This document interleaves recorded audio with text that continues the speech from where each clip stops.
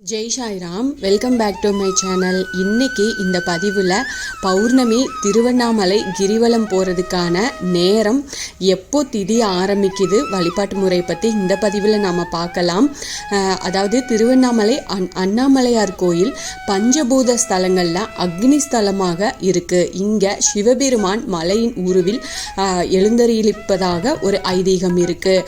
திருவண்ணாமலையில் நடைபெறும் பௌர்ணமி கிரிவலம் மிகவும் பிரசித்தி பெற்றது. பல லட்சக்கணக்கான பக்தர்களால் பௌர்ணமி நாட்களில் கிரிவலம் போகிறத வழக்கமாக வச்சுருக்காங்க. இந்த பதிவை முழுசாக ஸ்கிப் பண்ணாமல் பாருங்கள். நிச்சயமாக உங்களுக்கு பயனுள்ள பதிவாக இருக்கும்.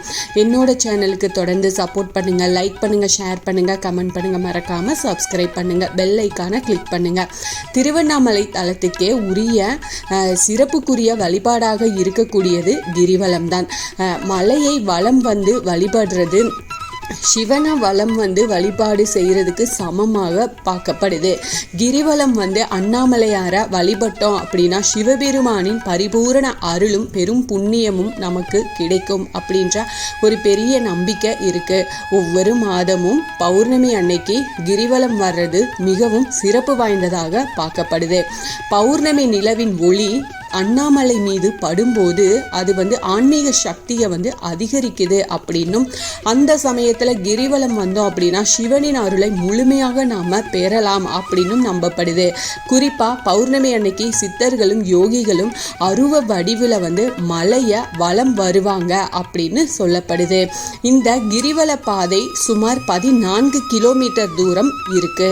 பாதையில் அஷ்டலிங்கங்கள், அதாவது இந்திரலிங்கம், அக்னிலிங்கம், யமலிங்கம், நிருத்திலிங்கம், வருணலிங்கம், வாயுலிங்கம், குபேரலிங்கம், ஈசான்யலிங்கம் அப்படின்னு பல்வேறு தீர்த்தங்களும் சன்னதிகளும் இருக்கு.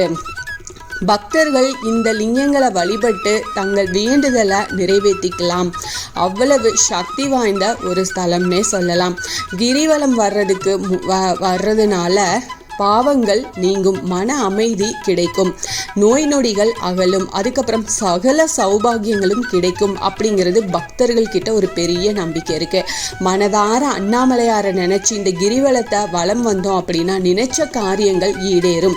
கிரிவலம், அதாவது இந்த பௌர்ணமி கிரிவலம் திருவண்ணாமலையின் ஆன்மீக முக்கியத்துவத்தை உணர்த்தும் ஒரு முக்கிய நிகழ்வு. ஒவ்வொரு மாதமும் திருவண்ணாமலையில் கிரிவலம் வரும் பக்தர்களின் வசதிக்காக கிரிவலம் போறதுக்கு ஏற்ற நேரம் குறித்த தகவல்கள் திருவண்ணாமலை அருணாச்சலேஸ்வரர் கோவில் நிர்வாகம் நமக்கு கொடுத்துருக்காங்க. இந்த ஆண்டு ஜூலை மாதம் பௌர்ணமி பார்த்தீங்கன்னா 10ஆம் தேதி வியாழக்கிழமை வருது.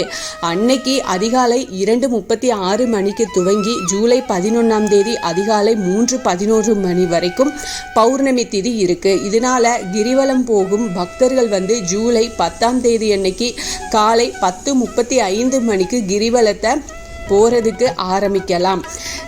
ஜூலை 11ஆம் தேதி பகல் 1:30 மணிக்குள்ள நீங்கள் கிரிவலத்தை நிறைவு செஞ்சுக்கலாம்.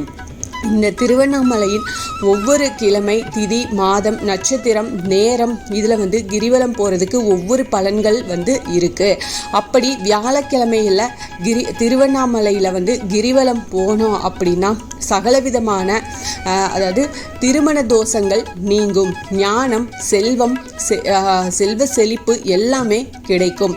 குரு பகவானின் அருள் பரிபூரணமாக கிடைக்கும். நோய் நீங்கி உடல் ஆரோக்கியம் பெருகும். சகலவிதமான தோஷங்களும் விலகும். ஜூலை 10ஆம் தேதி பூராட நட்சத்திரத்தோடு வருது. பூராட நட்சத்திரத்தின் தெய்வம் வருண பகவான். அதனால இந்த நட்சத்திரம் வரும் நாளில் சிவபெருமான வழிபாடு செஞ்சோம் அப்படின்னா அனைத்து நன்மைகளும் நமக்கு பரிபூரணமாக கிடைக்கும்.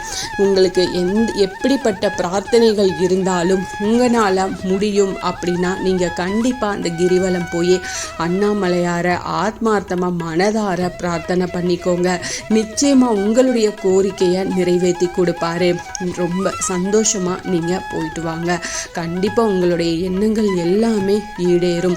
இந்த பதிவு உங்களுக்கு ரொம்ப பயனுள்ள பதிவாக இருக்கும் அப்படின்னு நான் நம்புகிறேன். இதில் ஏதாவது சந்தேகம் இருக்குது அப்படின்னா எனக்கு கமெண்ட்டில் கேளுங்க, நான் பதில் சொல்கிறேன். என்னோட சேனலுக்கு தொடர்ந்து சப்போர்ட் பண்ணுங்கள். லைக் பண்ணுங்கள், ஷேர் பண்ணுங்கள், கமெண்ட் பண்ணுங்கள், மறக்காமல் சப்ஸ்கிரைப் பண்ணுங்கள், பெல் ஐக்கானை கிளிக் பண்ணுங்கள். இது போல் எனக்கு தெரிஞ்ச ஆன்மீக பதிவுகளை உங்ககிட்ட நான் ஷேர் பண்ணுறேன். Thank you friends. மீண்டும் அடுத்த பதிவில் சந்திப்போம்.